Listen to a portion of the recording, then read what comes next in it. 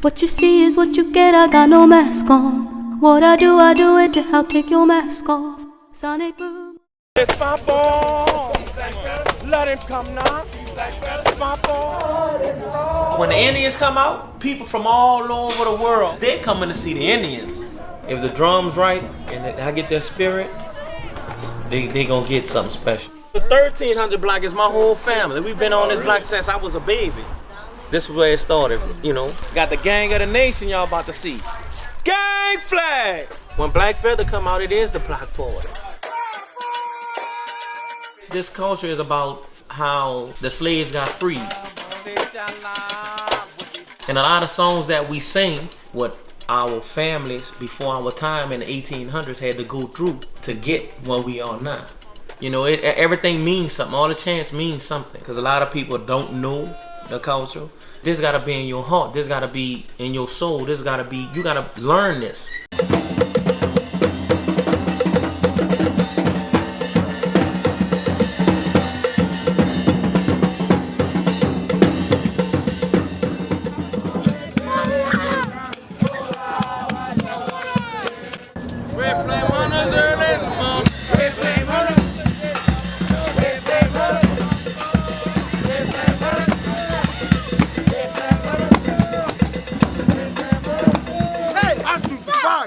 In the morning time. Whoa! Hey,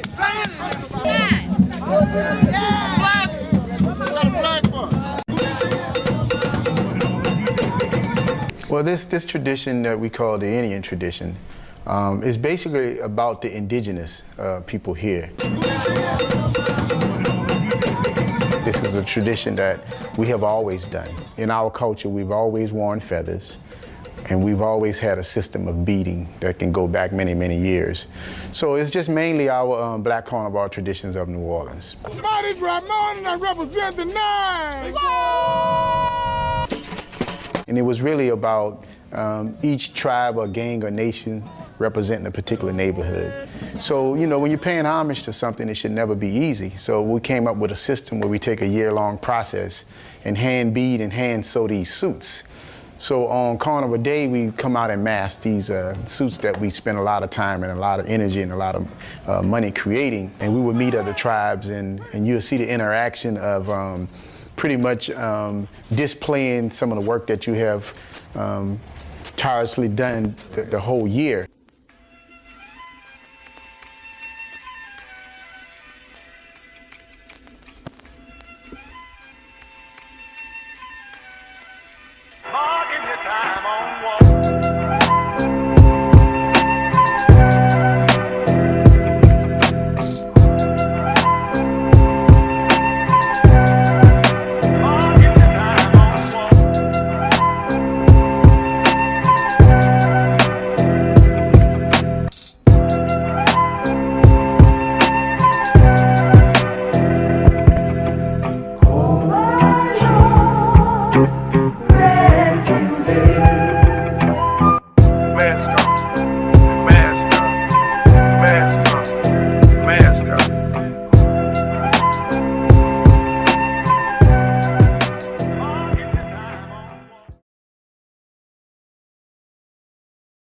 Shalom, shalom. Shalom, shalom, Rabbi Hananyahu. Toda Rabbi. For joining us. Shalom. Just 1 second, just gonna wait for some others to come in the room. And we're gonna dive right in. We have a lot to cover, and we're also preparing for Shabbat. And us on the East Coast, we're also dealing with this major blizzard. So lots to cover. So just maybe 1 or 2 more minutes and we'll start.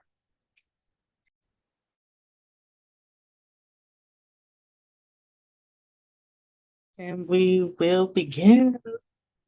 We're just going to dive right in and let those who will enter as they will, Bezrat Hashem. So again, Toda Rabbi Hananyahu, for joining bright and early.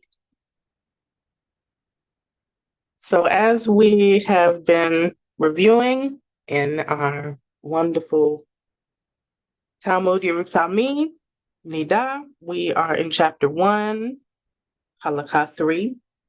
And as a brief summary, we have been reviewing the idea of testimony and witness, a woman's testimony, and the credibility of her timing, the exactness of her timing from her observation of her Niddah.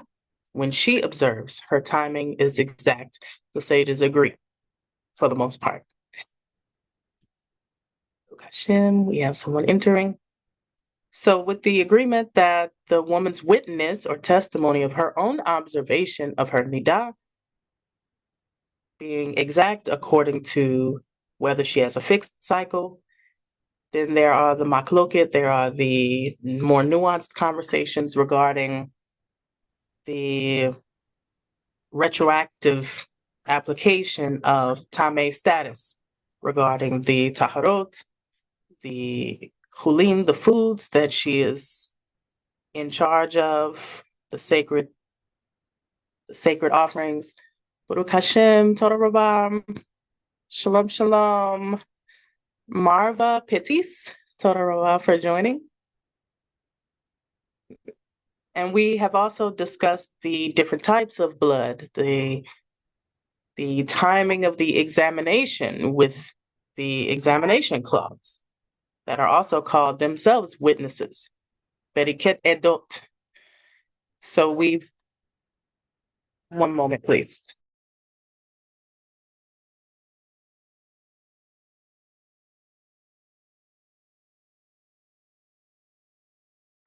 Okay, I think she's okay. And the correlation between witnessing the testimony of one's time of Niddah and the witnessing and testimony of the appearance of the moon is very important to consider, as well as the colors of the blood. We went over the colors of the blood. We went over the types of women who may or may not be exempt from the checking or may have to have assistance with the checking. And we also went into the different types of virgin. So what we will be diving into now, this halakha concerns itself with what is virginity? What is the status of virginity? I will start my screen share. Shalom, shalom, Ima Hadassah. How are you? Shalom, shalom, Rabbi Miriam. I am How are doing you? well. Baruch Hashem, very Great. I missed the mood of last time. And I was asking myself, where have you been? Why you didn't get it? When did this happen? But Baruch Hashem, I go to watch it on YouTube. Yes, Yes, I the try to Shabbat get it on Shel YouTube. HaTanaim. Preparing for the Shabbat. Ah, And oh, last week was Rosh Chodesh as well, and the Shabbat. wow, wow. The timing, you know. But we are here. We're here. Hashem. So let me know if you can see the screen. Yes, yes, yes. Baruch Hashem. I will be here. I will just be off of camera for right now while I tend to the baby. So our little Torah scholar, she's always joining us. She's soaking up all of the wisdom. So the baby will be here, so I'll be off camera. Gotta protect the innocence from the internet. We have someone else joining. Oh, Baruch Hashem, Torah Rabbah, Shalom, Akoti Chayilia. Thank you so much for joining. Torah Rabbah, Torah Rabbah, Reverend Miriam. So this halakha, this Mishnah, begins with the question, Egzo hi Betulot. Which is she that is a virgin? So what is a virgin? This is what this halakha will be defining. So I'll just jump ahead a little bit and say we will connect the idea of virginity with the concept of renewal, the renewal of the moon. Virginity is very closely connected to the lunar cycle.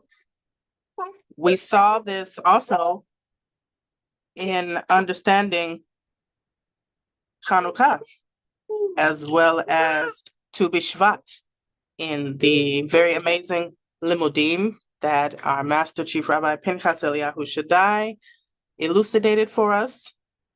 The idea of the lunar cycle being a macrocosm of the microcosm of the woman's cycle. The cycle of the womb, the halal, as the cycle of the moon that renews. So ideas of virginity, ideas of yikud, intimacy, ideas of pregnancy and birth are deeply paralleled between the woman and the moon. Even in other cultures, there were always women of renown, women of legend and myth, women of power and prestige, goddesses even, that were always connected to the moon, and they were called virgins.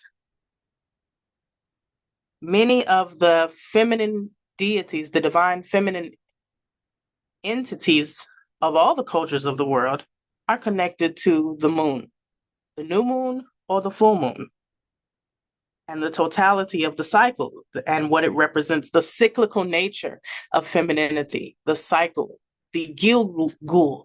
We understand Igul, the circle, is the nature of femininity, the never-ending cycle or circle.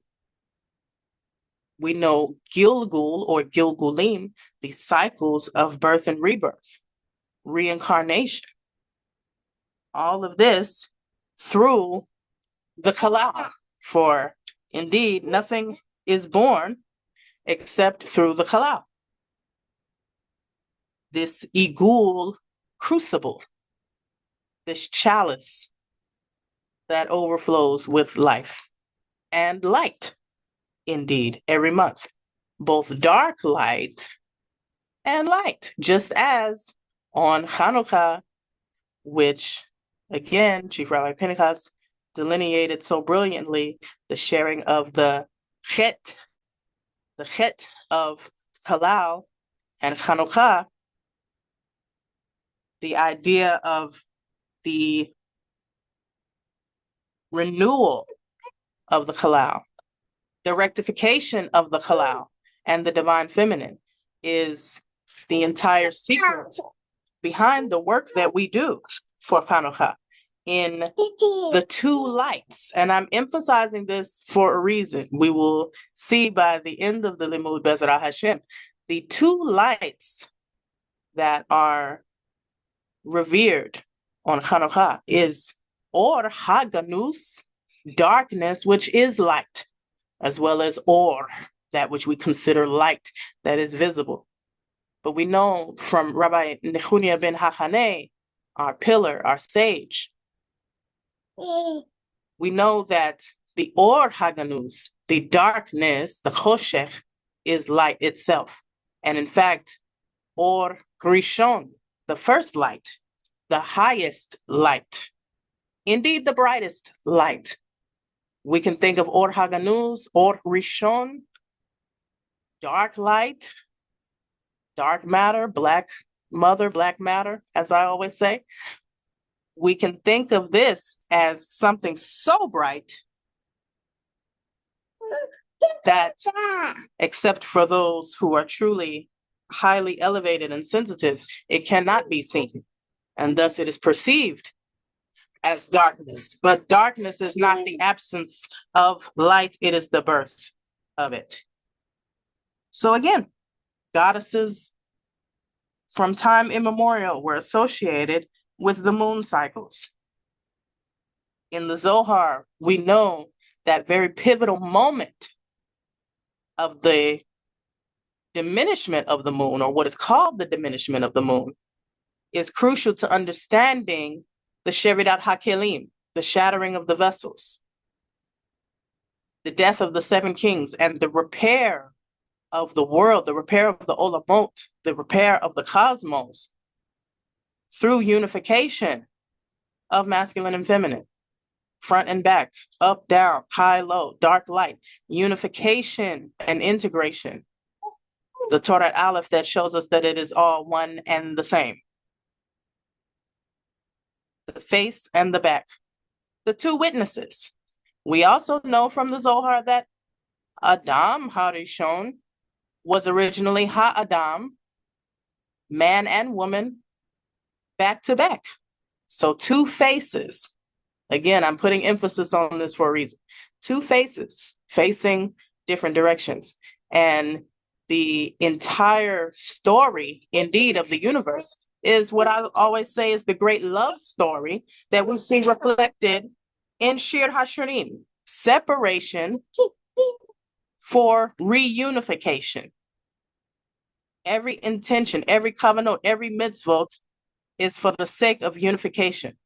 L'shem yakud kuchabriku ushikinte bitkilu orkimu orkimu urkilu leyakada shem yurke bavache beyekoda shelim b'shem kol Yisrael. For the unification of Hakadosh Baruch Hu and his Shekinah, the Vav and the Hey, Zerampin and Nukva, Tiferet and Malkut, masculine and feminine. The unification for the rectification of the very name, Yud Ke and Vav Ke. Unified in and as all of Israel. That's the whole point. That's the intention. That is the foundation of every mitzvah. That should be the foundation of every one of our actions and deeds and thoughts, corresponding with Asiya, Yetzira, and Bria. But I digress.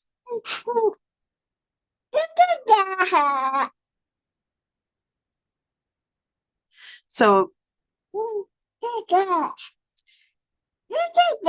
what's interesting is in many cultures, the goddesses that were associated with the moon cycles were called virgins even when they were married or had children, or even were coupled with multiple other deities. In fact, some scholars of etymology and anthropology and mythology may even say that the origin of the word sinner comes from the priestesses of the moon deity that was called Sin or Seen. Seen. Interesting possibility of a connection with the letter we know as Sheen or Seen. But I won't say too much there. So a virgin can be one in whom something has not been witnessed, or one who has no testimony or witness. So the testimony of the appearance of Niddah upon the examination with the Beriket Edot, the examination cloths, can be linked to the sighting of the Molad, the announcement of the Molad, the birth of the new moon, or the rebirth, the renewal of the moon. What is interesting about the examination,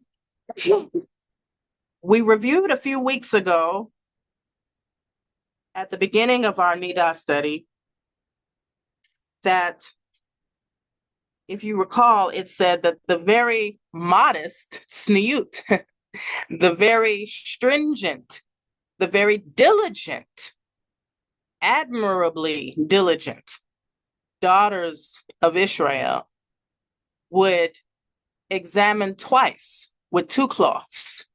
So again, we have two witnesses, two examinations, particularly to examine before Yikud and again after Yikud. Shalom, shalom, Akoti Mandy. Thank you so much for joining. I always love to have you with us. I'm glad you could make it, sis. Shalom. Shalom. So we have two witnesses, two examinations before and after Yikud. What's interesting is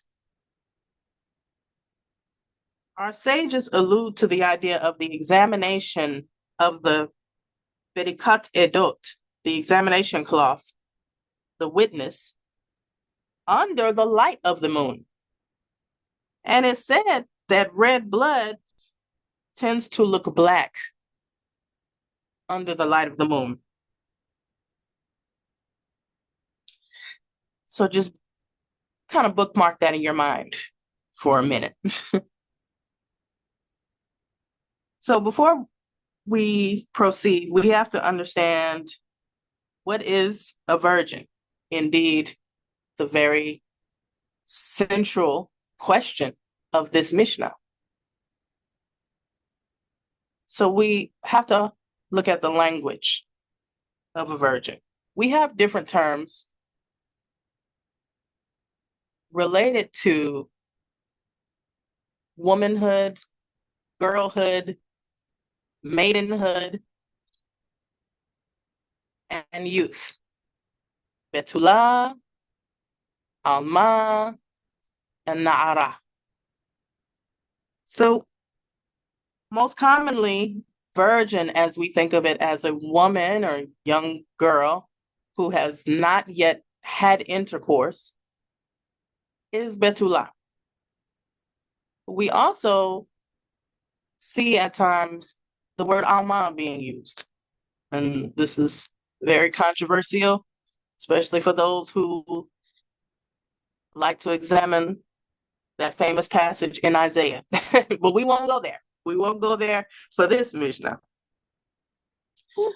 But Alma comes from the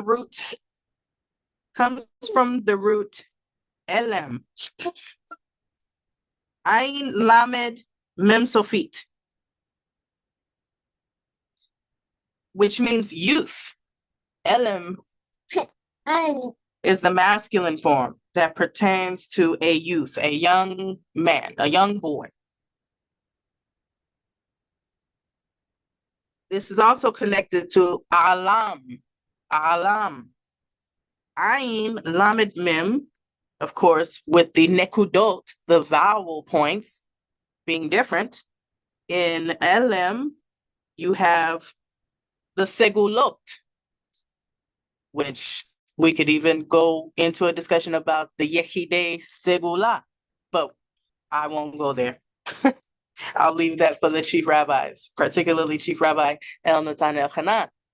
He goes over that extensively and very beautifully in his limud of Sharei Kedusha. And of course, Chief Rabbi Pinchas Eliyahu. But Elim, with the Segulot, is also connected to Alam, which means to hide. And we obviously know naturally there's the etymological link to Olam, the Olamot, which we can say the realms, the worlds. Now, all of these words come from a root that pertains to something that is hidden or concealed, something that is secret. Now, 1 second, we have somebody coming in. Baruch Hashem. Reverend Shula, Toda Rabbah. Always good to have you, Akoti. Thank you so much for joining us. Shalom, shalom, Toda Rabba. So Olam, Elim, Alam, all of these are connected to the idea of what is hidden, what is concealed, what is secret. So this, being related to the word for youth, seems to indicate when you are a youth, obviously your potential for wisdom or even your potential for character, good character, can be concealed in one's immaturity. So a youth, Elim, or in the feminine, Alma, can be thought of as one whose potential wisdom is concealed or unrealized. To be concealed is to be unknown. Hence the link with virginity. We know yada'a, to be known, shares its root with da'at, knowledge. And Adam knew his wife, Hawa, yada'a. So youth can be linked to not only your potential being unrealized or unknown, but one who is unknown regarding intimacy. One who is unknown by man, the Alma, one is unknown by man. A mystery in and of herself, concealed not only from a man per se, but the ways of man, concealed from adulthood, adult matters, adult knowledge, adult concerns. You know how we always say, stay in a child's place. Don't grow up too fast. Don't concern yourself with the matters of adulthood. When you are uninitiated to adulthood. So even a bride, as we see in this very Mishnah, can be a virgin, herself veiled, concealed before the moment of knowing and being known, before the deflowering of the wedding night consummation.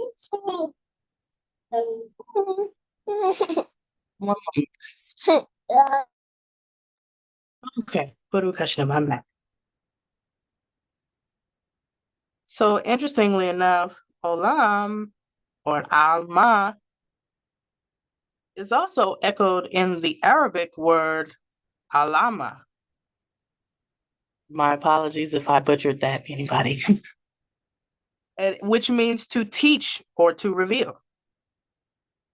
For something to be taught or for something to have to be taught, by necessity, it has to be hidden. Concepts that are concealed that require a master with expertise to draw out and reveal. Something revealed is subsequently displayed like a banner, a sign, a flag, which also in Arabic, elam, is the word for flag, a mark of distinction, like ownership. We know that in the world, whether a corporation, a king, a sovereign, a master, even a country, ownership is signified by a brand or a logo, a mark of distinction, a sign,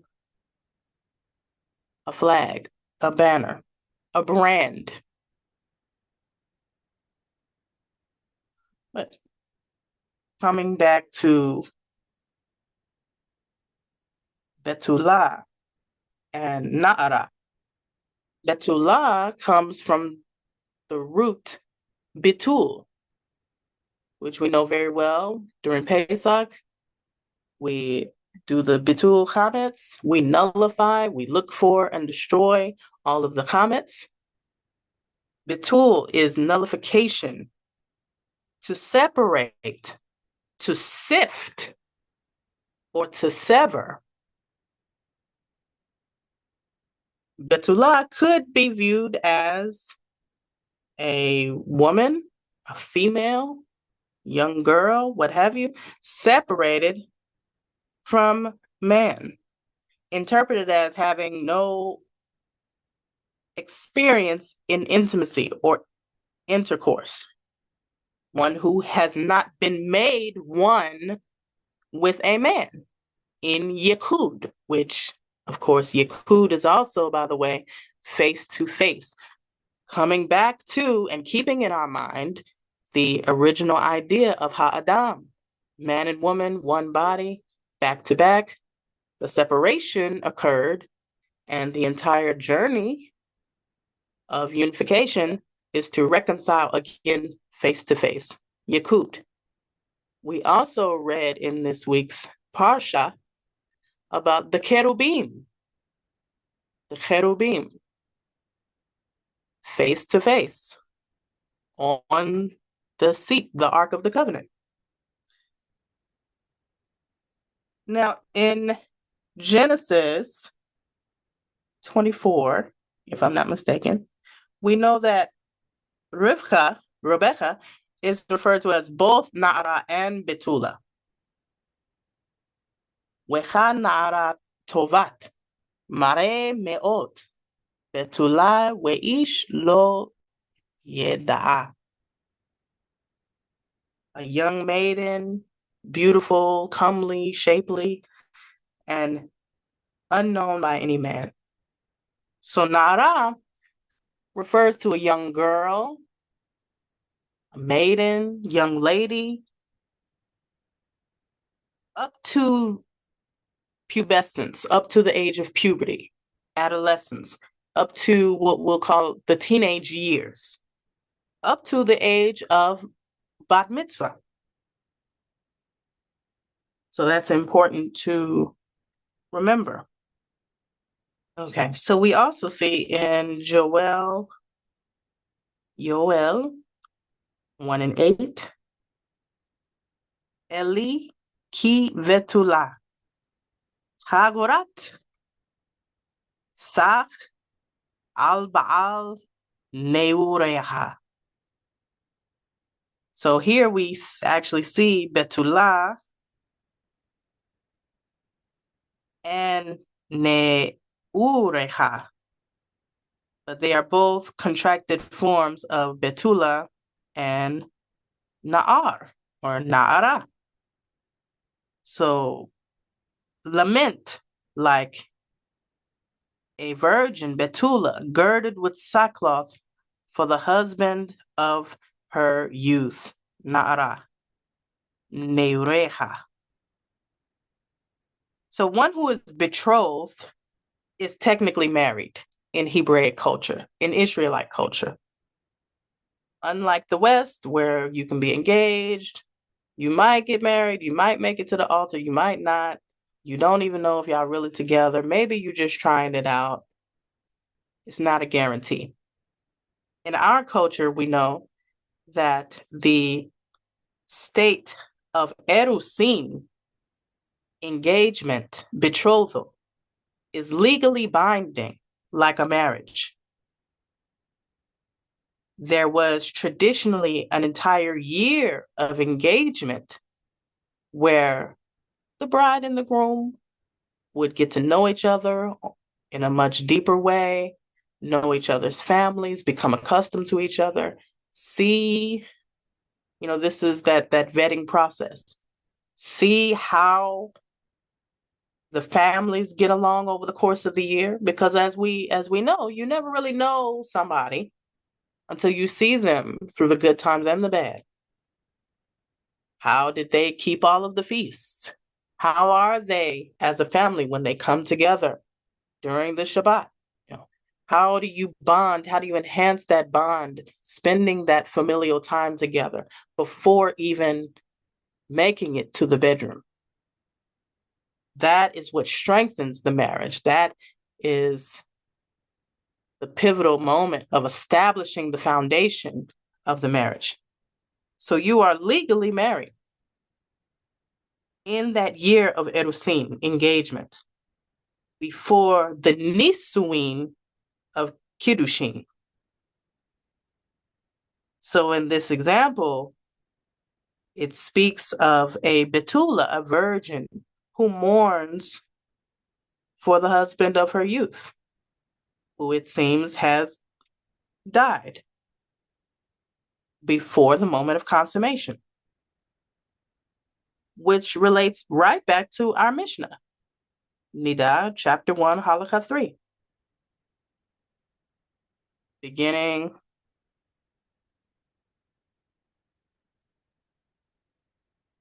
my apologies, going into 4. But even if she's married, ve'afilu nise'et, even if she is married. Nisuin. We know in Devarim, it speaks of a woman who is betrothed, who may sleep with or be seduced by another man, can be sentenced and tried as an adulteress precisely because even when not having yet consummated physically the marriage, the engagement, erusin, is legally binding as a marriage. So an alma can be a betula, a youth concealed from adult experience or knowledge as well as intimacy. Yet, an alma can also be one who is unmarried but not a betula, one who is concealed from mature consciousness, whose wisdom and potential is still yet unrealized, but not necessarily untouched sexually. A na'ara can be an alma and or a betula, this young woman, one who is concealed, one who has not known or been known by a man, one who knows not intimacy. So oftentimes the terms can be intriguingly conflated. I would say that na'ara or na'ar for a young man or young woman is more so referring to character maturity. We see even through the Midrash, Yosef Hatzadik, Yosef himself is referred to as Na'ar at the ages of 13, 17, and even 30. This seems to indicate the maturity of Katnut. So we've studied before, not only in the rabbinical program, but we've touched lightly in some of the limudim of Niddah about the 3 levels of consciousness.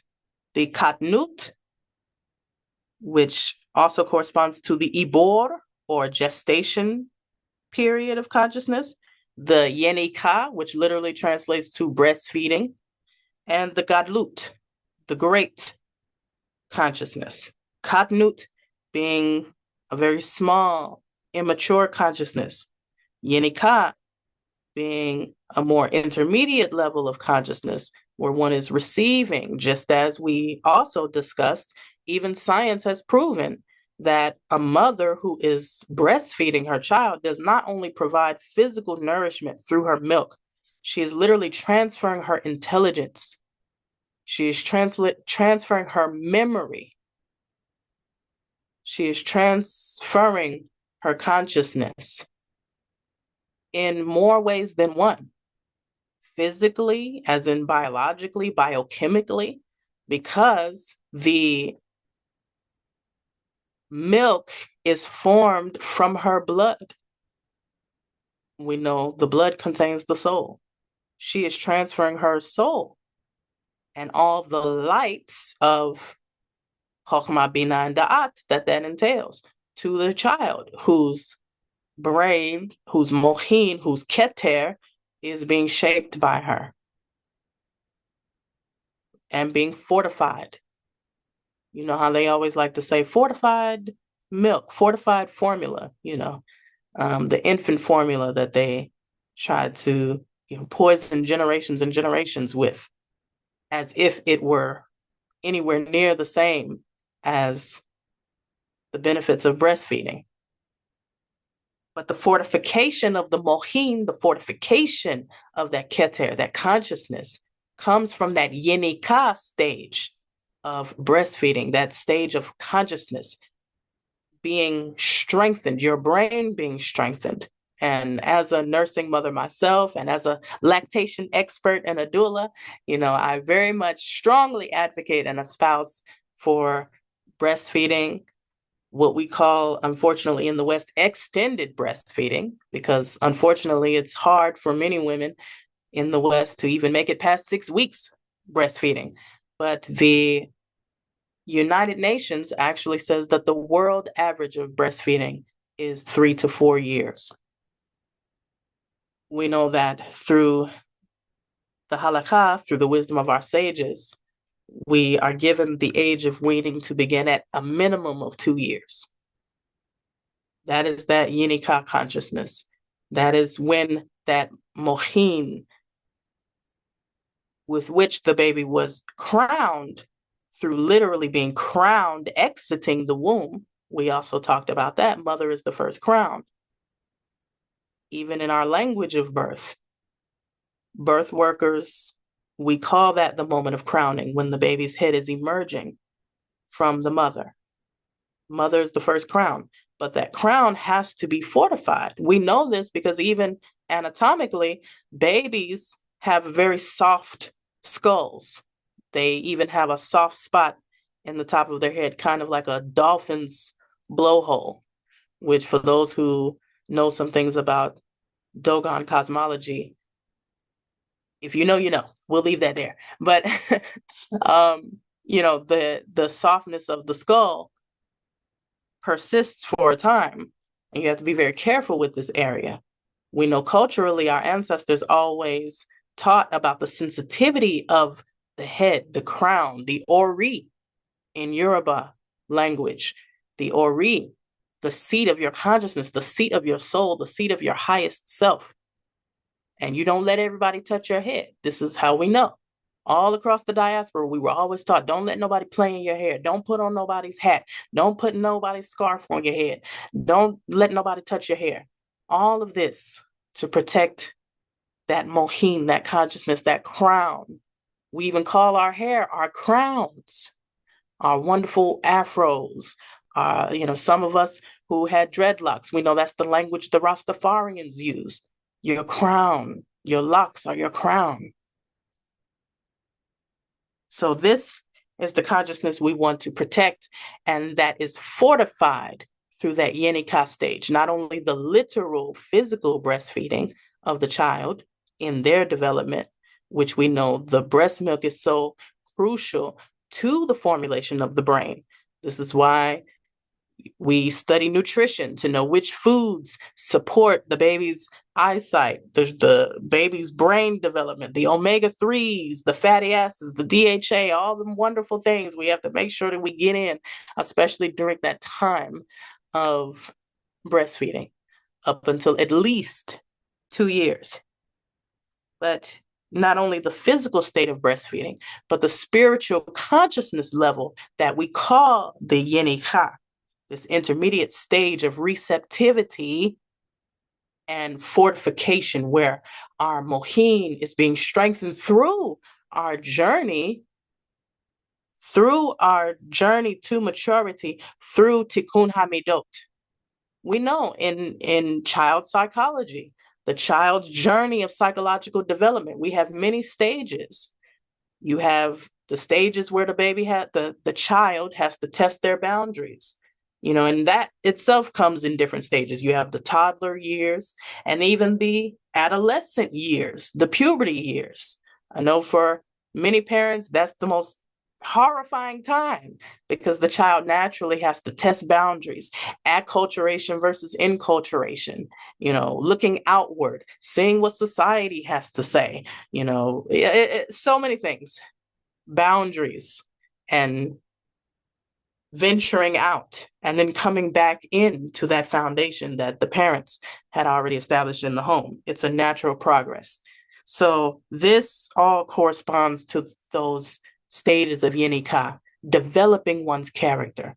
We even say, we have a saying like, you got to bump your head, sometimes. The idea that, I know I heard it a lot. The old folks used to say, them kids at that age, especially again, the teenage years, those stubborn years, you got to let them bump their own head sometimes. You got to make some mistakes sometimes. You got to go out and see the stove is hot. You got to find out that fat meat is greasy. All these things, you have to come back, and that's part of your character development. And then from there, you would inherit the mohin gadlut, the third stage of consciousness, the great consciousness, the great mentality. And we know that in the breastfeeding woman, the state of bleeding that is withheld, because we talked about last time, breastfeeding is a form of natural birth control where many women do not experience a menses at all while breastfeeding. The blood that is withheld is a denim that is withheld. So that is a natural state of grace, you could say. I see a Koti Mandy. I see your hand up. Go ahead, sis. Okay, yes. Just making sure you're taking questions. You can hear me? Hello? Yes, I couldn't get to the mute button fast enough. Yes, ma'am. I'm with you. Okay. No, so see how you were just saying, sometimes we gotta let our kids go through their own little process when they, fall and get a bump, get back up. And, you even set the example, like we have children ourselves. Like I have my daughter who's 11 going through her puberty and stuff like that, and she getting her little attitude, and I gotta check her and stuff. And even with my son, I have a 20-year-old, so I know now with him is more in that phase, like letting him bump his head and get back up, and stuff like that. So when you was talking about the courting phase and how basically like a woman was locked in, and if she broke that there was consequences because it's technically like she's married. I'm like, because when I think about my children and when it's time for them to meet somebody, a potential spouse in court and go through that process, I myself, and looking at my own situation, like if me and my ex would have took more time, because, like we know there's no dating, but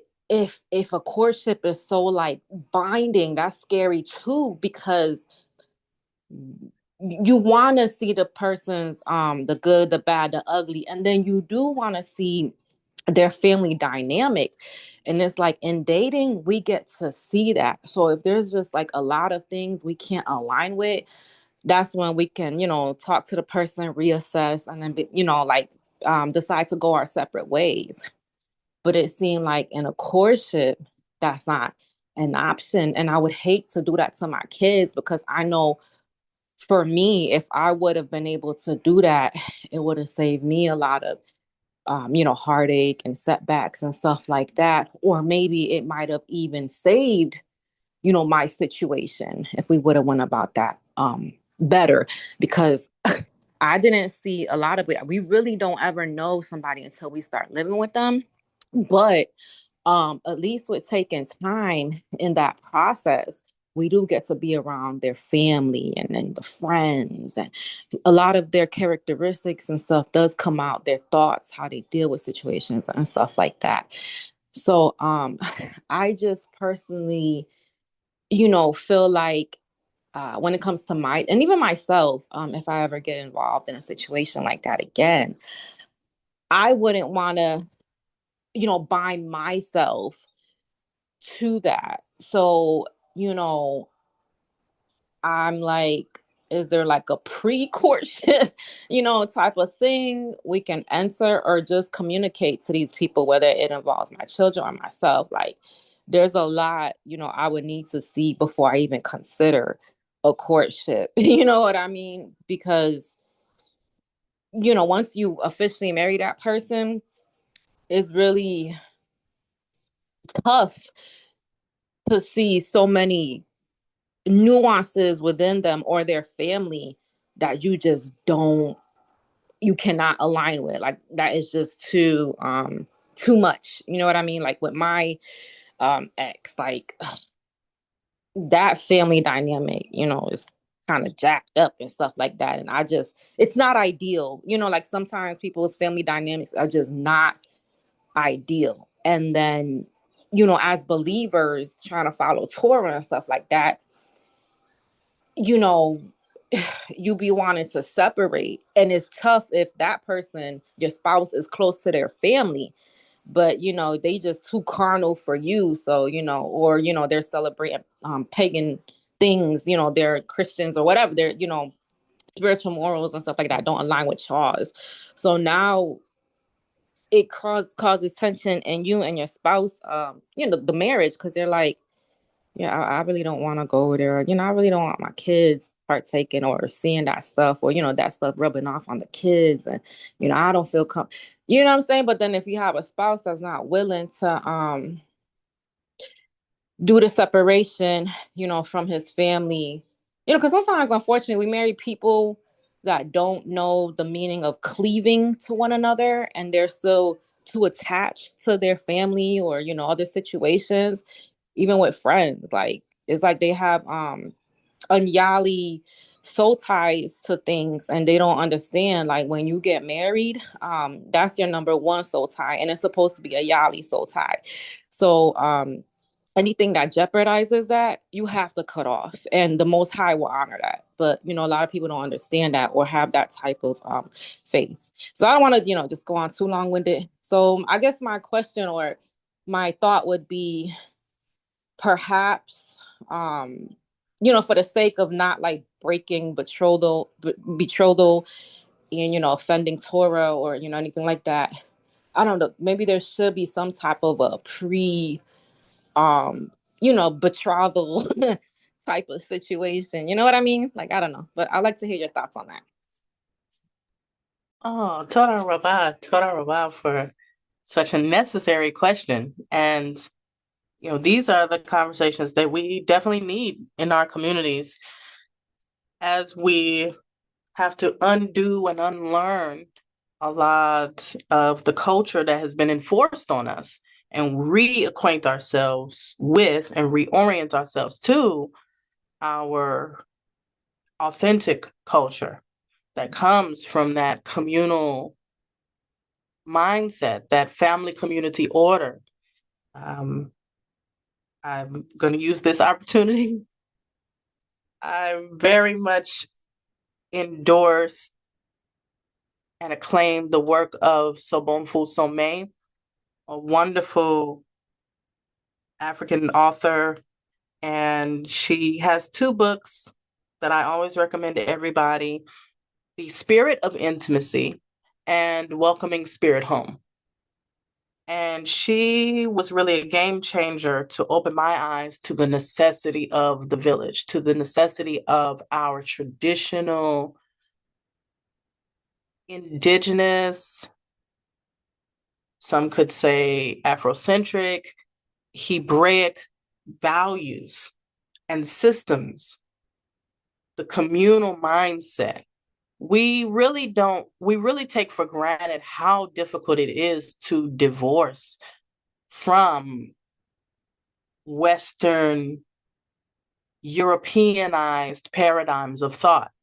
Even when we say we're returning to the path, we're returning to halakha, omenana, we're coming back to Torah observance, we're making teshuvah, but that unlearning, that stripping process is so difficult because of the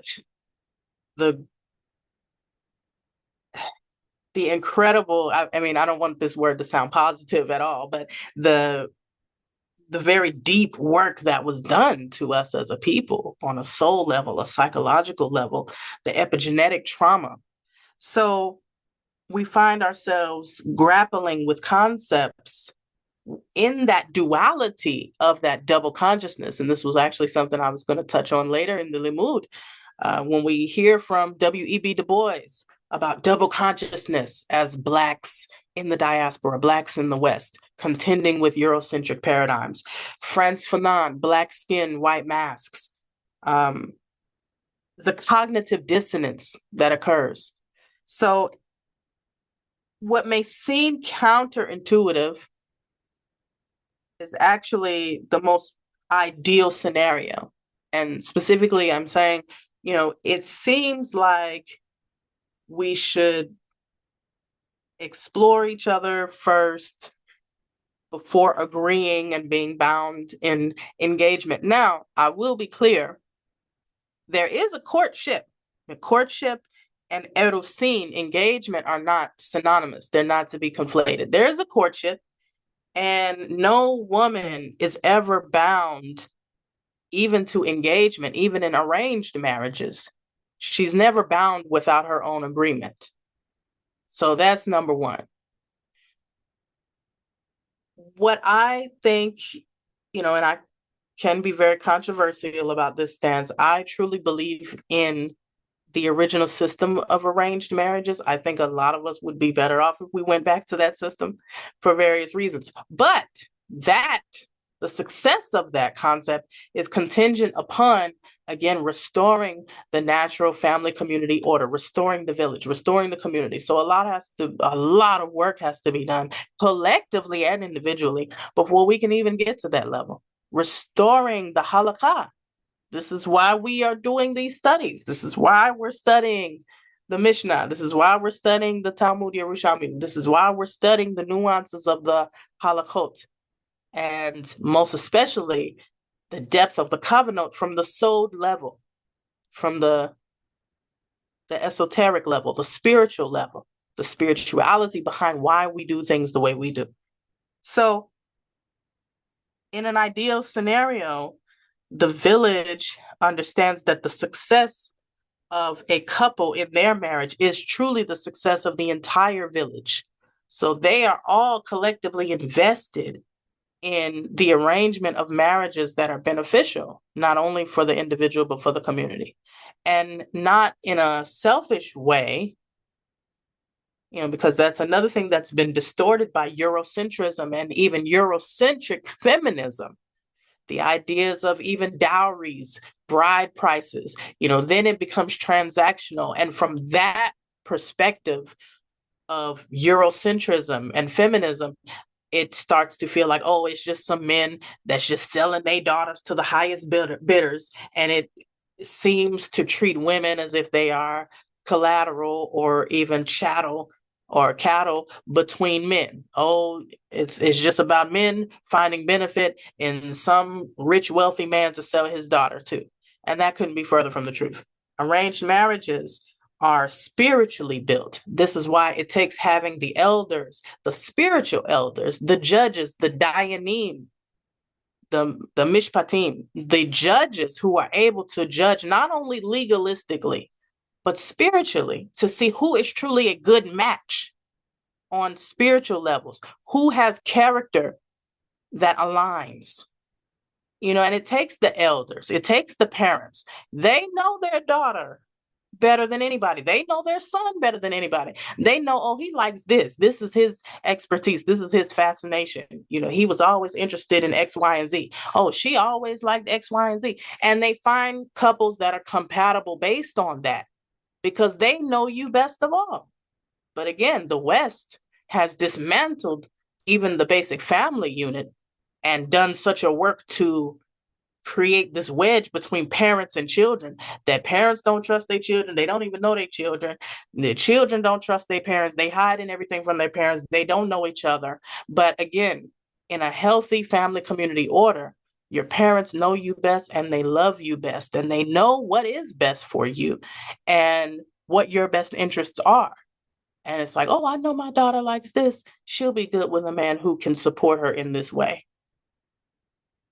And they align couples based on a shared mission and vision and passion and interests. So they know, oh yeah, when y'all get together and y'all start doing y'all little chaperone dates and start talking, we know y'all gonna have some good conversations because we know what y'all have in common already. And it's the character development, and that's when parents had to be honest too. If you knew that your son wasn't of the best character, he just wasn't a candidate because you wasn't even going to inflict that pain on somebody else's daughter. You just knew, okay, my son, he needs some work. He's not even in the candidate pool, and vice versa. So character was stringently guarded. And it's so much that could be said, but essentially arranged marriages were not just, oh, I'm just putting my daughter with anybody and you better go with him because we say so, and you better learn to love him later because he got 50 acres. I'll be getting that from Their Eyes Were Watching God. But anyway, it's not that. It is an ideal situation where you already know the chances of compatibility and chemistry and basic happiness are already high. The love is the easy part. The two families coming together for the sake of the success of the entire village. That's the work that's being built. So that's what I would say to that. Unfortunately, we all probably over here in the West have had situations like that were not ideal because we were misguided, because we were leaning on our own understanding, our own whims and impulses, and our own immature desires, and being gaslit and ignoring the red flags and all of this without that community support that we could genuinely trust. The oppressors, those who truly know who we are enough to have fought so hard to dismantle us, they knew what they were doing systematically to divide the family, to divide the self, divide the consciousness. And so we struggle with these ideas. And something like arranged marriage can seem counterproductive or counterintuitive.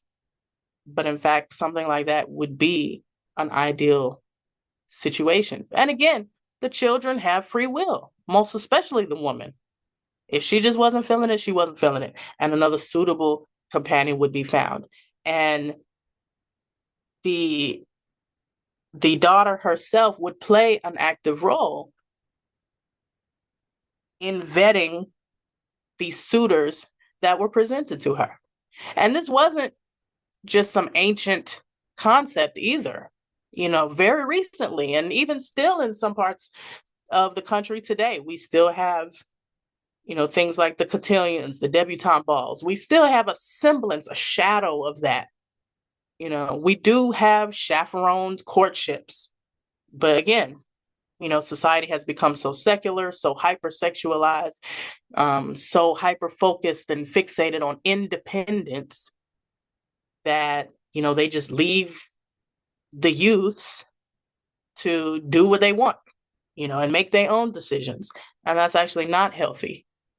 What we all needed was more guidance, not less, more supervision, more genuine care into our own happiness. And that's another concept. I'll say a lot of times we think that our parents or even our community, our elders, do not have our best interest in mind. Oh, they just some party poopers. They just want us to do something that's not going to make us happy. No.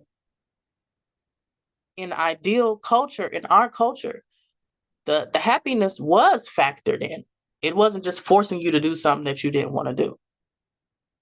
So I think that's one major key that we're missing. But yes, even without that type of arrangement, courtship is an entirely different process from the engagement. And you would hope to have the wisdom and discernment through Torah, through studying Torah, through living Torah, that would give you that wisdom and discernment to choose the right partner. So again, Baruch Hashem, and we can talk more about this another time. Thank you so much for your question, though. And it is very relevant. Toda Rabah, again, Akoti Mandy. So from there to dive right back in, again, the Na'ar, the youth, the Na'ara, is at a stage of puberty. Puberty is a liminal transitional stage. Adolescence is a transitional stage. You're between two worlds, between two levels of consciousness. You're like on that elevator, kind of stuck in the middle. You ain't got there yet.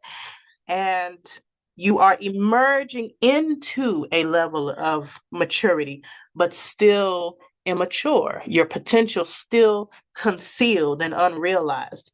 But once she is known, then she knows. So the state of being known, entering into union, entering into Yehud, intimacy, is not only being known, but it is knowing yourself on a deeper level, knowing yourself as you are becoming one with this spouse that you are in union with, and also an initiation into a higher level of knowing literally because of the strengthening of your brain, your mohin, your consciousness through that union. Because there's something that the husband imparts and implants in the woman's consciousness through Yikud. So there, and again, the science backs this up. The idea that the man's seminal fluid stays locked in the woman's body, in her cerebral spinal cord fluid, going through her spinal cord, her vagus nerve, to her brain. You know, years ago, I don't know if I should say, well, years ago, there was a certain teacher, Alexis Tyler. She went very viral with a very famous video on a lecture that she was doing about intimacy. And she was speaking about how the man, in her words, ejaculates in the woman's brain. And although she was a little bit more crass with it, science does validate that. So the soul of that man, this is why marriage is a blood covenant, that soul is imparted to the woman. He builds her consciousness. He forever affects and imprints her brain, her thinking. And for better or for worse, this is why the choosing is so critical.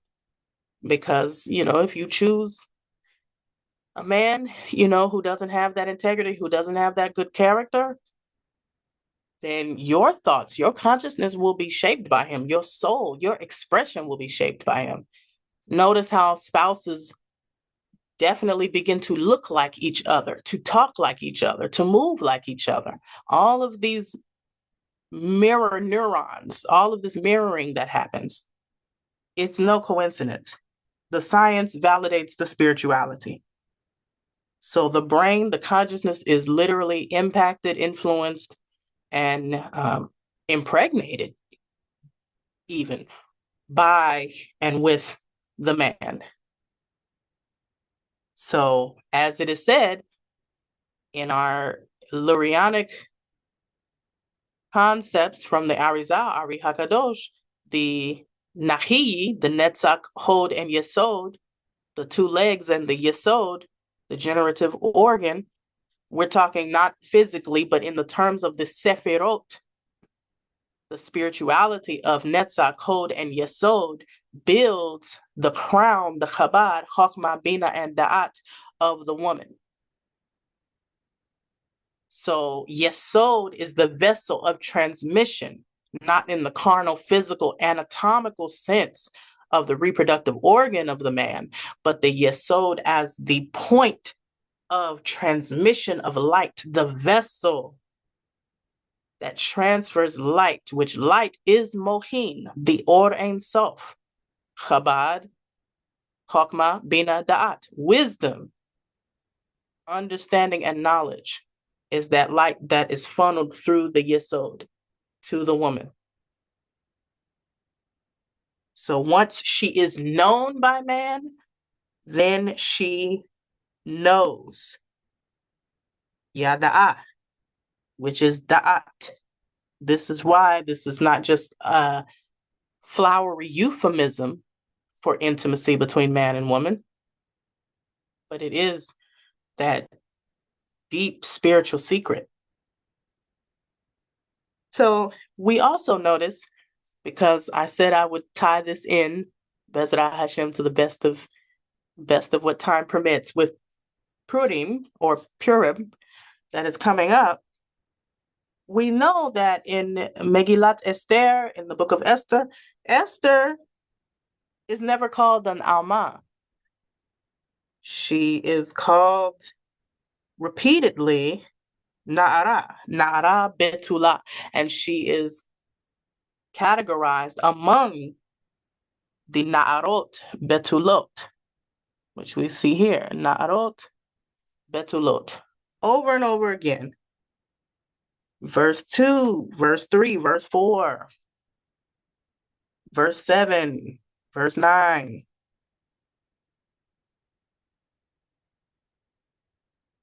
And then when we come down, and it's ironic that she's never called Alma, which the root of Alma or Elam or Olam is something that is concealed, because the name Esther literally means hidden.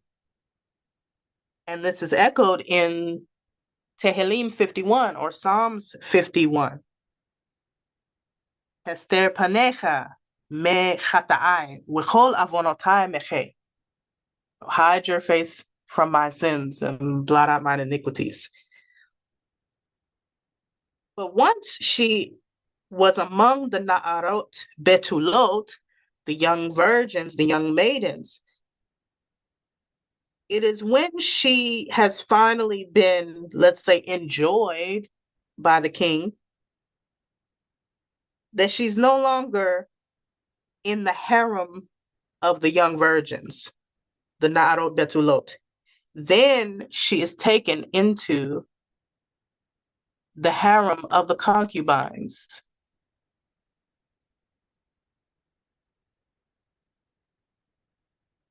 The harem of the concubines. So the first harem are for the candidates, those who are candidates for being chosen as wives, but are again yet unknown, still concealed. When she has joined with the king, then she reaches another level. So I think it's also important to realize that there's a link between Alma and even Almana or Almana, a widow, one who has lost her husband. Going back to understanding the importance of the man in building the woman's mohin, we understand that there is even a particular process that the Mekubalim must study, and a kind of ritual separation or extraction of the previous husband that must occur. That is called tikkun almana, the rectification of the widow. And in some cases in modern times, this is applied even to women who have been divorced, not just a literal widow whose husband is physically dead. There are ways to apply and adapt this ritual extraction. But because that hold is so strong, that soul tie, like you yourself even said, Akoti Mandy, that soul tie is so strong, there is a procedure, a process of tikkun almanah, where the soul of that husband, it has to be extracted from the wife, from the woman, so that she is free to marry again unobstructed.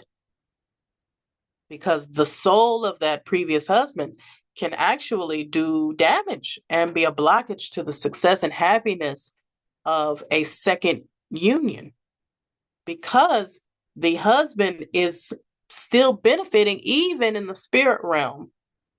He's still benefiting from the light that he has deposited. It's just like you make an investment, you make a deposit, and it grows interest, it gains interest, it appreciates in value.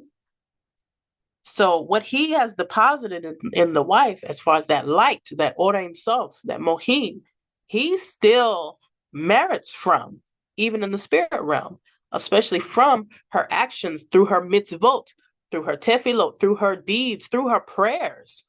She's still sharing the merit of that light with him. So naturally, you can imagine the spirit is like, okay, I'm not going to let this go. I'm going to keep receiving that. But in all fairness and justice, if in the will of Hashem, she merits to be able to marry again, that extraction has to occur for the success of the new union. And this is important to consider, the link between Alma and Almana, because the death of the husband reduces the mohin. And this we see validated in Mishnah Barakot, where when we discuss the recitation, the reciting of the Shema, we know that mourners are exempt from reciting the Shema, based on the logic, the understanding that when a family member, especially the closer they are, when a close family member dies, they literally take a part of your consciousness, your mohin, literally your zelem, just like it was said that Hawa was taken from the side, zelah, of Adam. Zelem, we commonly translate as the image, like Zelem Elohim, the image of God, they translate. But it's not just an image, it is something that is, and talking etymologically, it is something that is cut out or carved from something. Just like Adam was formed out of an extraction of the clay. This is also why Adam is called the Chala of the world, something we discussed in our Sha'ar HaPesukim study a couple weeks back. So to be the image of something, you are cut or carved out of or shaped out of a portion of them. This is why we even say, even in Western language, the children, what do we say? Oh, they the spitting image. Don't they say that? The spitting image of their father or their mother. The wife is also the image of her husband. The zelem, the zelah, which literally means side or hinge, cornerstone, just like the chief cornerstone in Psalms, and also the zel, the shadow. All of these words are connected, especially the shadow. Remember, the feminine aspect is the choshek, the shadow, the backside, the akoraim, the hidden aspect. Remember, back to the Zohar, Ha'adam, man and woman, one body, back to back. So if the man is looking, his face is facing the front, the woman is facing the back. She got your back. She's your shadow, your side, your zelem. Zelem, zelah, zel. But coming back, even just other family members, we have to remember that all of our family members, we share the same blood, we share the same soul. So a family member that even dies takes part of our zelem that has to be literally rebuilt. So this is why in Mishnah Barakot, mourners are exempt from reciting the Shema, because the Shema is what? A declaration of unity. At that time, they have to rebuild that unity of their zelem, of their mohin. Also, again, the process of the widow, the tikkun almanah, to restore her wholeness and her holiness through the restoration of the mohin. So again, even an alma can be any woman of marriageable age. This is distinct from the na'ara, who is a young girl approaching adolescence. The alma can denote a form of youth, but she is marriageable age, which is at minimum past the age of bat mitzvah, whose potential for wisdom is concealed. Again, we're talking more about the na'ara being a young girl of immature consciousness or character. And the alma is a potential candidate for marriage or concubinage, whatever. But the na'ara is a form of youthfulness or immaturity of consciousness and character that is not necessarily considered with relation to marriage. And the Betulot is the woman who has not had intercourse. Whether she's married or not, whether she's young or old, she hasn't had intercourse. So that's those important distinctions. Now, let's go back to what is virginity. The virginity, we'll cut to the chase, is the new moon. The lunar cycle of continuous renewal. Like the moon, the purity of woman and the halal, the womb, is constantly renewed. Even science and biology shows us that the yesod of woman is a self-cleaning organ that does not even need soap or different other substances to clean. What is pure remains pure. Biologically, if ain't nothing wrong, if there's no chas v'shalom, no infection and things going on, the yesod of the woman is actually self-cleaning. Even the doctors will tell you, you can just clean it with water. And we know the importance of water. The mikveh, water is chesed. Water is what purifies. Even Israel had to pass through water to be purified, to merit to receive the covenant. This is why we reenact that, in a sense, every Shabbat when we go in the mikveh. Well, you know, if things were ideal and perfect, we all would be doing a mikveh every Shabbat to cleanse ourselves and prepare for Shabbat. But that's another story. So what is pure remains pure. Keep that in mind. So the halal remains pure. The lunar cycle shows us the promise of continuous renewal on all levels. The purity of our souls, individually and collectively, not just women, but all of Israel, all of the world. The renewal of the worlds, the olamot. This is the beauty of the lunar cycle, which ensures that we understand everything is renewed and refreshed, and purity is maintained. So the new moon is the Na'ara, the Alma, the Betulot of the Mohin Katnut, building towards fullness and revelation. The Shekinah in exile, the dark face of the moon. The dark moon is that which is hidden and diminished. This is what we call Lilith. The origin story of Lilith is the diminishing of the moon, the hiding of the moon. The Zohar actually uses the verse from Shir HaShirim. Why should I be as one who is veiled? Veiled, concealed. This was the discontent of the moon, the offense of the moon, feeling offended by having been diminished and hidden and the light dimmed. But the real secret is, there's a verse in scripture that says that in that day, in the future, this prophecy, that in that day, the light of the moon would be as bright or even brighter than the light of the sun. But when you really look at the language, it's actually in the present tense. It is. So the whole illusion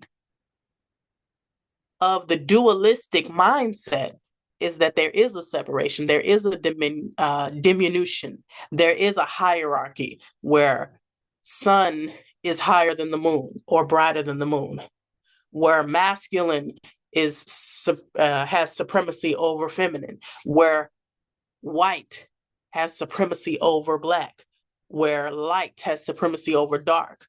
The front has supremacy over the back. The top has supremacy over the bottom. This is the illusion and instability of the world that we live in. This is the duality that we are here to rectify, because in Torah Aleph, all is one. All are truly equal already. The illusion is people just don't realize it. So even purity and impurity is an illusion. So what is pure remains pure. And even when we look into the sky, we know scientifically the moon doesn't actually change its size. It's a trick of light, shadows, distance, clouds. It's theater. It's smoke and mirrors, literally. We think she is being diminished, but in fact, she never was. She remains the same size. She retains the same light. But it's the illusion of duality that we have to transcend. So the Shekinah in exile, the dark moon, the hidden, concealed, veiled face of the moon is Lilith. Not impure by common understanding, but a state of what seems to be katnut, smallness, immaturity, not yet full and filled like that pregnant belly of the full moon, not yet crowned with the mohin of her husband, again back to Leshem Yakud Kuchabriku Ushikinte, back to the union of Hakadosh Baruch Hu and Shekinah, not yet crowned with the mohin of her husband, which, by the way, as we have said many times, the mother is the first crown. We know that that mohin, actually the image of the husband that he makes the wife, is in fact really, if we really go back, is the image of his mother. So the daughter, the wife, becomes the image of the mother-in-law, essentially, because it's the crown that the mother gave the son, Ze'erampin, that he gives to his wife. So the mother and daughter-in-law relationship is and should ideally be this beautiful mirror. So this maturity of rectification as reconciliation is when we see Malkut. Malkut ascends to the level of Keter. Keter, the crown being that Mohin Gadlut, that higher Mohin consciousness. When Shekinah Malkut is renamed Atara, the crown of her husband. 1 second, please.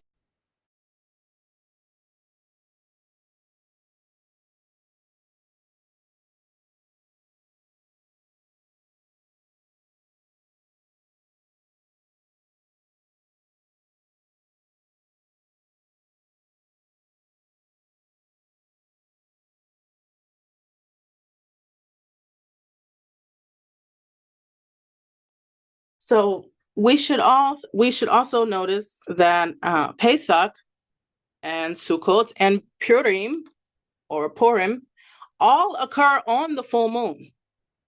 And all of them are characterized by a commemoration of deliverance. Deliverance, like a pregnant woman who delivers. All of these full moon Chagim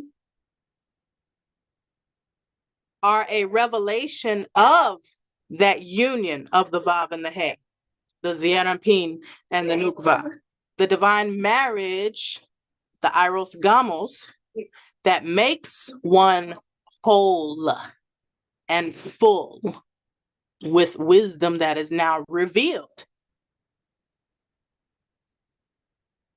Esther is hidden in the harem among the young virgins, Naarot Betulot. Her very name, her identity was concealed like Shekinah. In Tikkun Zohar, we studied that Shekinah's identity is usurped. The role of the mistress and the maiden are reversed. And what is a maiden? A state of consciousness. So Esther descends into a harem. And by the way, Esther, we know, comes from the name Ishtar, the goddess Ishtar, who is also called Inanna in Sumerian mythology. Most famously, and I'm speaking from the perspective of Jungian psychology, Carl Jung speaks about the archetypes of mythology, and not only mythology in terms of pantheons of the world, but even our modern mythology, our collective archetypes from literature and even from film, movies, the heroes. It's all the same story. It's always the same blueprint, the same template. But essentially the myth of Inanna, it's literally called Inanna's descent. When she descends into the underworld, she is stripped one by one. She was this royal queen, and then she goes to the underworld, and at each level, You know how we always say there's levels to this. There's levels to everything. There's levels to consciousness. There's levels even to being humbled. There's levels to humility. There's levels to letting your ego die. So Inanna descends into the underworld, and at each level, she strips off another part of her royal garments, her jewels, her jewelry, her royal robe, her staff, all of these emblems of what her identity is wrapped up in is left behind until she is stripped of everything and utterly humbled. No crown, no title. All of her titles, even at every level, she has all these different titles and she leaves one behind. So when you are humbled to the state where you have no title, no identity, no ego, all the things that you think make you who you are, when they are stripped, then you are perfected. Then you can be elevated in that humility. So this is echoed in Inanna as Ishtar, as Esther, who descends, her identity usurped, descends into the harem. And even the 3 days of fasting equated with 3 days of darkness, the 3 days of the new moon's invisibility, and even the 3-month pregnancy that was in our Mishnah. If you remember from last week, the 3 months pregnancy right here, while the fetus is concealed. All of these codes are interconnected.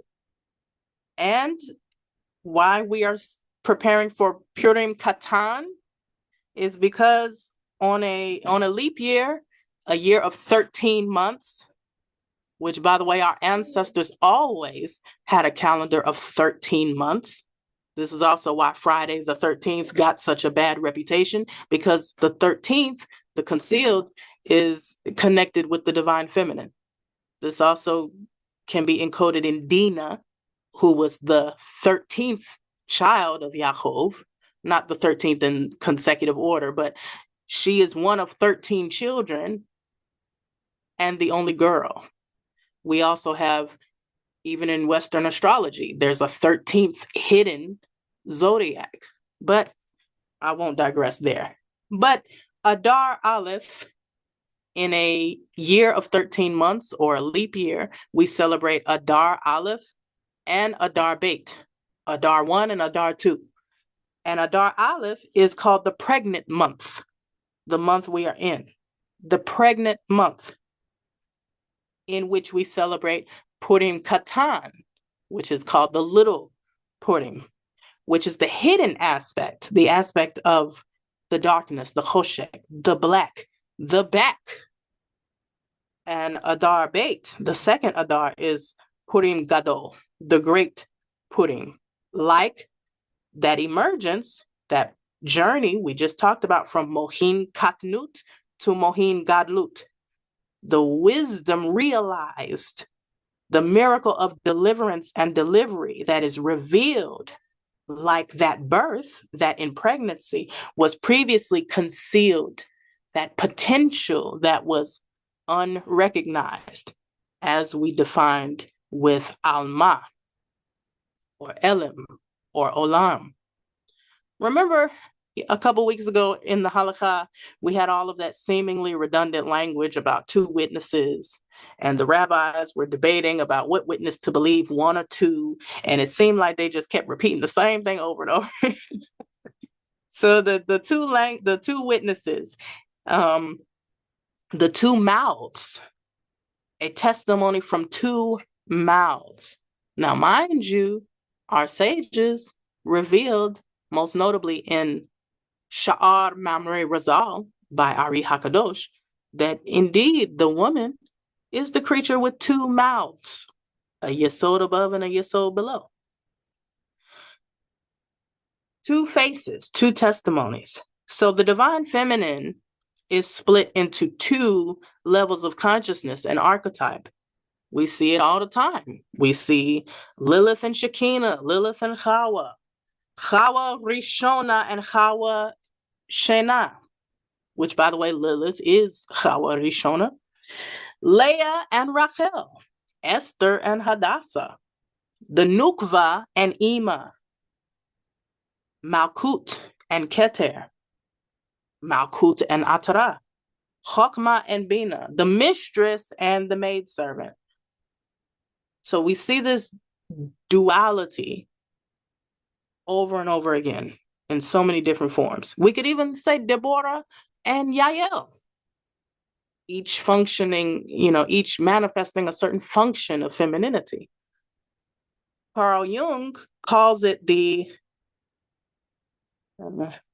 excuse my language, the virgin harlot dichotomy. Christendom defines this phenomenon even in terms of, I'm sure, you may remember from Christianity, Mother Mary and Mary Magdalene.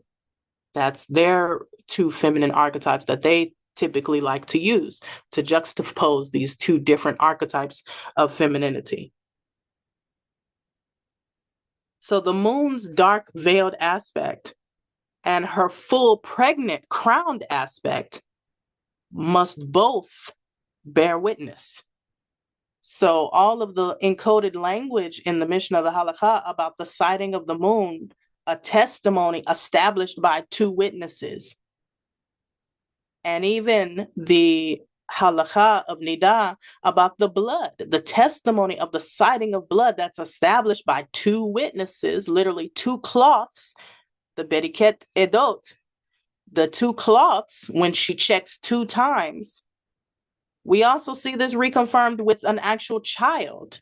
The Mishnah spoke about the testimony even of a child established by two sightings. Do we call it a child when we witness the pregnancy, or do we call it a child when we witness the live birth? Two witnesses. The makloket, as we've said repeatedly before, between Beit Hillel and Beit Shammai, when you have two witnesses, you have two testimonies, you have two perspectives, one always reveals the pashat, the surface level, and one always reveals the concealed, sod, secret, esoteric level. But both are reconciled, not contradictions, not oppositions, but both are reconciled because both are true, as the Gemara proves every time. And in Tractate Niddah, and I believe Tractate Sukkah as well, speaking about Sukkot, there's something in there about the lulav and the etrog and the red berries and the black berries. But in Niddah, whenever you see red, which a couple weeks ago we talked about the different colors of blood, red and black. There are also places where the sages discuss two colors of flame, red and black. And the sages agree in all of these cases, the blood, the flame, and even the berries, that when you see red and black, again, understanding they are codes, they are one and the same. In the Midrash Shemot Rabbah or Exodus Rabbah 2 and 5, I believe, Chief Rabbi Pinchas did a wonderful limud on this about the burning bush. But in the Midrash, the sages speak about the black fire that burns but does not consume. This is the fire that comes from heaven, the manifestation of Shekinah as Olam Haba, which Shekinah is identified as that flame of revelation that was the burning bush. So it was literally Shekinah, the divine feminine aspect, revealing herself to Moshe as the burning bush. The black fire from heaven that burns but does not consume. But the sages say in the Midrash that the lower level fire, the earthly level, maybe we could say, is red, and it consumes but does not burn. Again, there was an excellent limud that Chief Rabbi Pentecost did. It was for the French department. Sometimes they be getting the extra good goodies. But, if you feel like translating a little bit, I definitely encourage y'all to check that one out. So the glory revealed to Moshe was, again, the Shekinah as that black fire, the Or Haganus, the Or Rishon. In Megillat Esther, we also see two occasions where there are letters written. Again, letters are witnesses, testimonies. There was a letter written with the king's stamp of approval, where the Israelites were encouraged to fight back in self-defense. The original decree could not be rescinded, but they were allowed to fight back in self-defense. And we know that we had victory and triumphed over our enemies that wanted to exterminate us. So this letter represents the witness of a triumph before it happens, which is hidden, because we had to go through the battle to see the triumph. But the letter had already proclaimed, through permitting our self-defense, the letter already proclaimed the victory before it was realized, before it was seen, before it was revealed. And then in chapter 9, you have a letter written by Esther, instituting the yearly memorial, which is what we celebrate now every year as Purim. So this was a remembrance of the triumph after. So we have before and after, hidden and revealed. Two letters, two witnesses. One witness of something before it happened, before it was revealed, while it was still concealed, like that pregnancy. Again, do we quantify a birth by seeing the pregnancy, or only after we see the live birth come to fruition? These are two witnesses. So Purim Katan and Purim Gadol connects with Pesach. We have two Pesachs. We have Pesach Rishon and Pesach Sheni. Adar Aleph or Adar Rishon and Adar Beit, Adar Sheni. We have the observance of this Chag, of this feast, twice. And again, we say that it's a leap year, but if we think from the mindset of our ancestors always had 13 months. So it could be said that our ancestors would have always, like Pesach, celebrated Purim twice. So the observance of commemoration in the first month is revealed as birth and deliverance in the second month. As we say, what do we say? What's done in the dark will always come to light. Even though we tend to use that phrase when it's something negative and scandalous, but even in the most positive, holiest way, what is done, what is sealed, what is decreed even in the dark, what is hidden is always revealed in the light. So we observe Purim twice to commemorate the triumph that we believe by faith and not by sight before it even happens, and the remembrance of the triumph after it happens. And Purim Adar Aleph, in which Purim Katan is observed, called the pregnant month, represents a covenant that was established, like the seed implanted. And Purim Gadol is that renewal of the covenant, like the renewal of the moon. So the power generated through our kavanot in observing Purim Katan is that potential that bears fruit and is made manifest, potential versus kinetic energy, like they taught us in school in science. So, the manifest fruit of that power generated in Purim Katan is what we are fulfilled by and filled by, like the moon is filled in Purim Gadol. And even the word Gadol means great, like the great, big, huge belly of the pregnant woman, or the big, huge, great, and bright, wonderful, splendorous, beautiful moon when she is full. Purim Gadol. The Midrash states that any man to whom a miracle was granted, he makes that day as Purim. So salvation and deliverance is the collective miracle that we celebrate, especially as Bantus, whom all the nations desired to exterminate. Now, I'll say one of the fun aspects of Purim that we enact is the wearing of masks, the tradition of masks. And we see this a lot in our culture, without saying too much, in understanding the importance of masquerades, the carnival, the carnival festivals that are observed throughout the Caribbean, even Mardi Gras. All of these interesting celebrations that involve masks. But why? The playing, the theater, the play of what is concealed and what is revealed. And going back again, as I mentioned, with our great scholars, W.E.B. Du Bois, the souls of Black folks,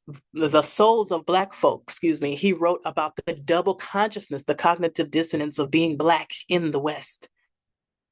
Frantz Fanon, Black Skin, White Masks, the double identity, the masking that we do every day, every minute of the day in society, the smiles that we have to put on, the code switching,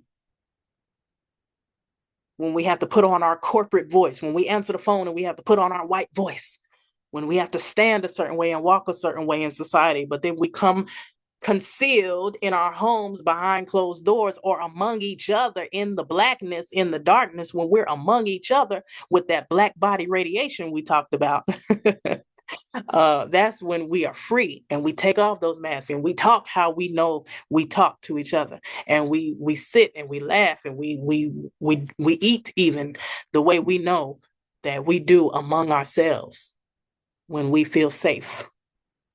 So Purim, with the masks, we should be reminded to celebrate our true identity and our true holiness that is concealed, like the choshek, the or haganus, remembering that darkness, blackness, choshek, or haganus, is the first light, the original light, the only real light, and the brightest light.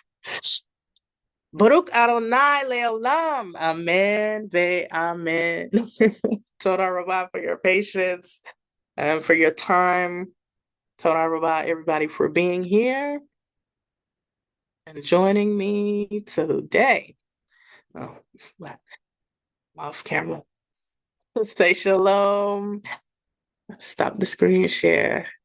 Toda Rabah, I really appreciate all of you for joining today, for your engagement, for your patience, for your flexibility and rescheduling. But I had to get this out before we actually observe Purim Katan. So I pray that this was meaningful for all of you, edifying for all of you, exciting, and I hope that at least some of this can enhance your kavanot as we observe Purim Katan.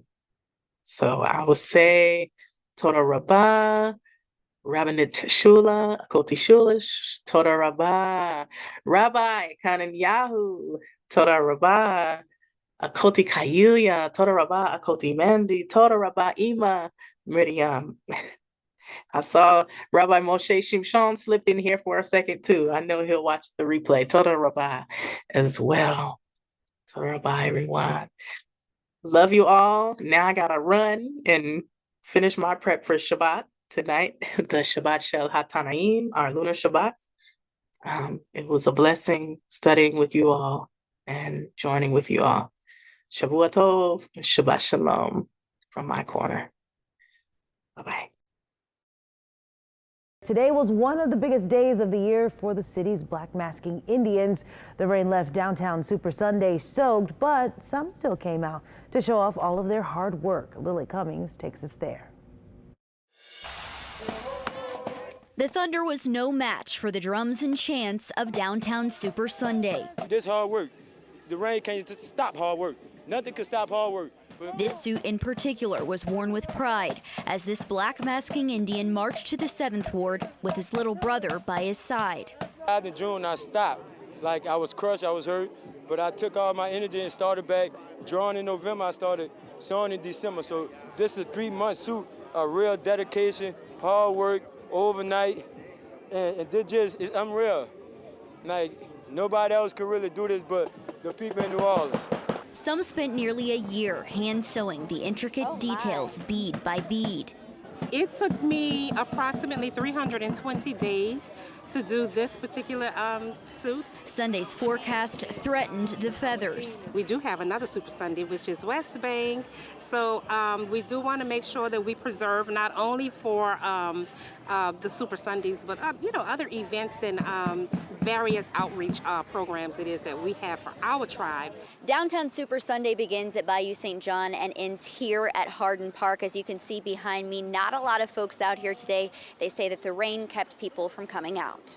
Oliver Green spent the morning grilling up food for those who braved the storm. It definitely impacted me. I've been out since about 6 o'clock this morning.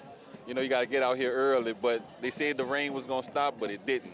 Although the crowds were smaller and the Indians fewer, those that came out say it was worth it. Our first mass when I was 5, but I've been loving it, I guess, since I was born. Because the rain can't wash away the love for New Orleans culture and traditions. In the 7th Ward, Lily Cummings, WWL, Louisiana. And today's Olin New Style Fellas second line was canceled because of the weather. Organizers say it will be rescheduled.